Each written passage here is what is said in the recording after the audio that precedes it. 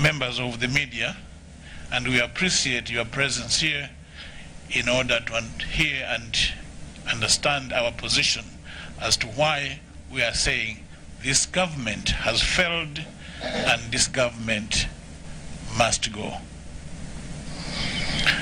Ladies and gentlemen, let me start from the question, what has the Tonse administration achieved?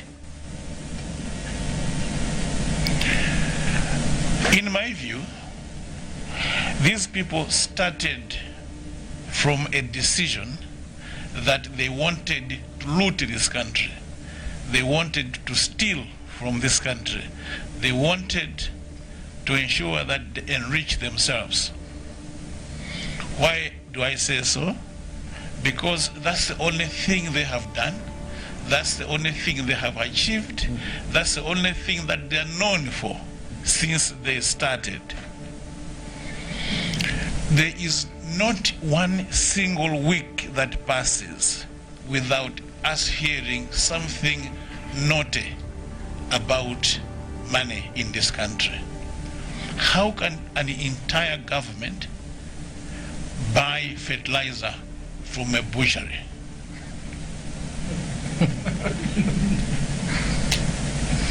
How can an entire government buy fertilizer from a Romanian company which doesn't exist and the shareholders are Malawians?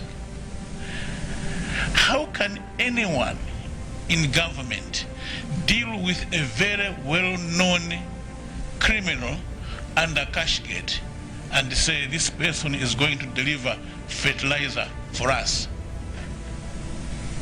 and 2-3 weeks after they have helped that person to run away from the country, they say, we have received a report in the police that the money is missing, but you helped him get out. What have they achieved? Ladies and gentlemen, it's a country that can arrest their own director of the Anti-Corruption Bureau. What greater evidence do you have of a nation or of a government that is bent on looting? You heard about the story and the CCTV evidence of people that went to Salima in the name of trying to get out foreigners. And they went there to steal money from the foreigners. Evidence is on CCTV. What have they done? Nothing. In terms of theft and looting, this government is number one. Let's talk about the kind of things that a government is elected for.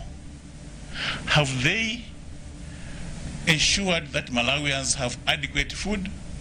Certainly not.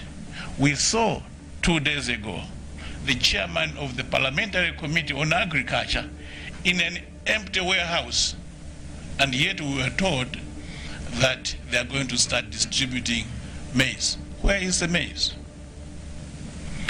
Have they controlled the prices of commodities? Not at all. Every single day, things are going up.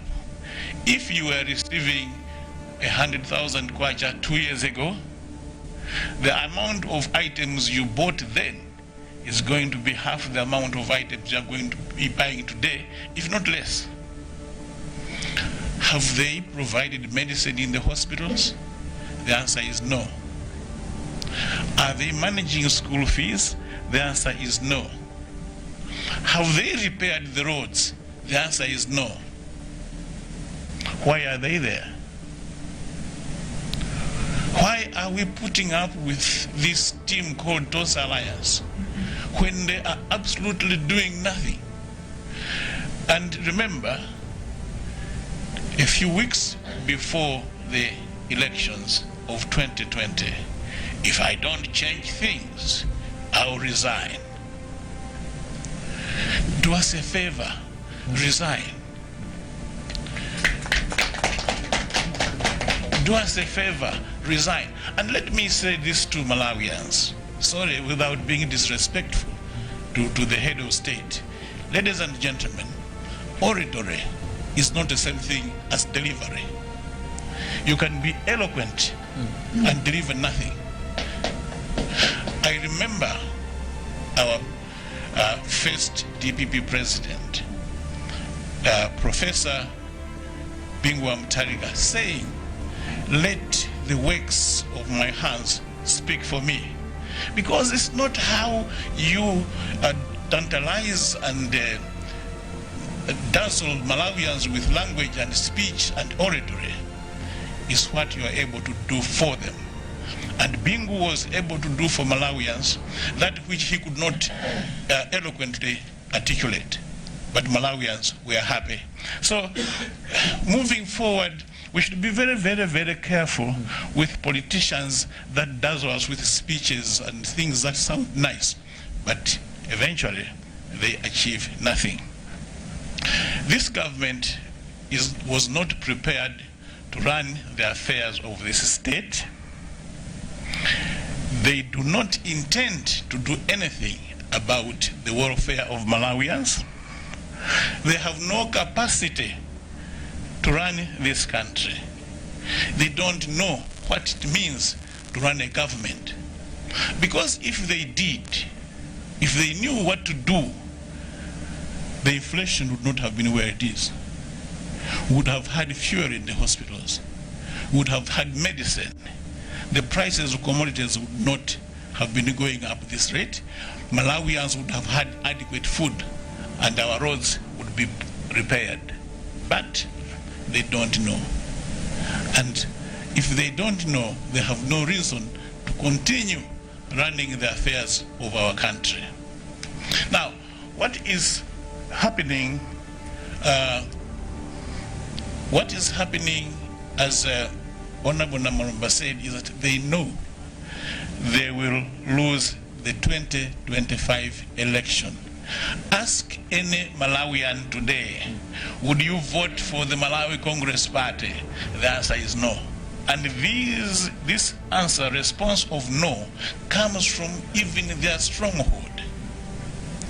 There's no way we are going for the Malawi Congress Party. But you, members of the press, know countries where even where the government is extremely unpopular, the government wins because they rig the elections.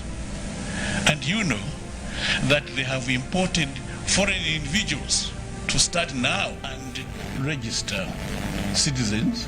They did not come. And when we asked them in Parliament, they said, oh, we have changed the date.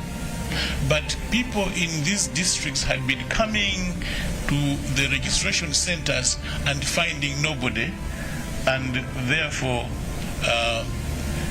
getting discouraged. Even when they have started now, they have given us old equipment that is making people stand in the queue until they close that day, and then come again, and then come again, with the objective that people will get discouraged and not register. Let me assure the Tonse Alliance government, they will fail. Malawians are angry. They will fail because we are going to register in mass and vote them out of power. Evidence of them wanting to rig the elections. Can you imagine them attempting to rig the elections, a ward election, a councillor election in Mangochi? Someone being found with 700 national identity cards. And at that level, we don't even know until the day that person was caught what had happened before. So if they can try and rig a local government election, a ward by election, what about the national vote? These people are bent on trying to oust the will of the people. These people are intent on ensuring that they get back to power. Not to give Malawians food, not to give Malawians medicine in hospitals, not to repair our roads, not to repair our schools, not to provide hope for Malawians, but to continue enriching themselves, because that is exactly what they know best. Let me give you an example of their failure. In 2011, 2012, this country went through serious shortages of fuel. We learned then that it is important that we must, as a government, participate in this important national commodity. That is why, as you know, we put up the strategic fuel reserves. That is why we established NOKIMA. Now, NOKIMA is being used as a conduit for theft. That's why you have cases in court surrounding the importation of fuel. They have depleted the fuel that was in the strategic fuel reserves. You will be surprised if you were around. I can tell you without any hesitation that from day one of Professor Arthur Peter Mutharika's government to his last day, there was not one single day in this country where there was shortage of fuel. Not one single day. Now, they have squandered all that, and now today is every single day on fuel queues. As I was driving into Blantyre this morning, they are queues already of petrol. Why are they squandering the inheritance that they got from the Democratic Progressive Party? We gave them the tools and the methodologies for ensuring that this country has a constant flow of fuel. But because they gave priority to looting, they have squandered all that. Now Malawians are suffering.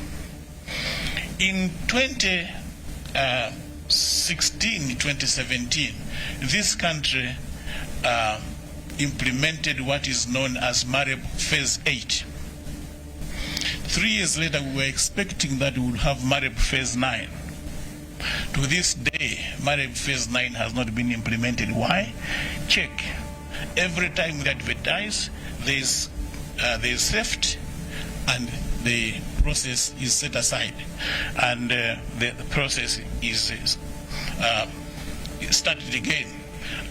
This is the third time they are advertising MAREP Phase 9 without implementation. And who are the people that are stealing? Themselves, the Tonse Alliance people. So you can see, ladies and gentlemen, that we cannot continue as a country being led by people that are completely uninterested in the affairs of this nation except their own pocket. So we can go on and on, but the problem, or the good thing is, Malawians see for themselves what is going on. Malawians see the failures, and with the greatest respect to this team of individuals called Tonse Alliance, they have failed, completely failed Malawians, and they must leave. I will stop there with my English version.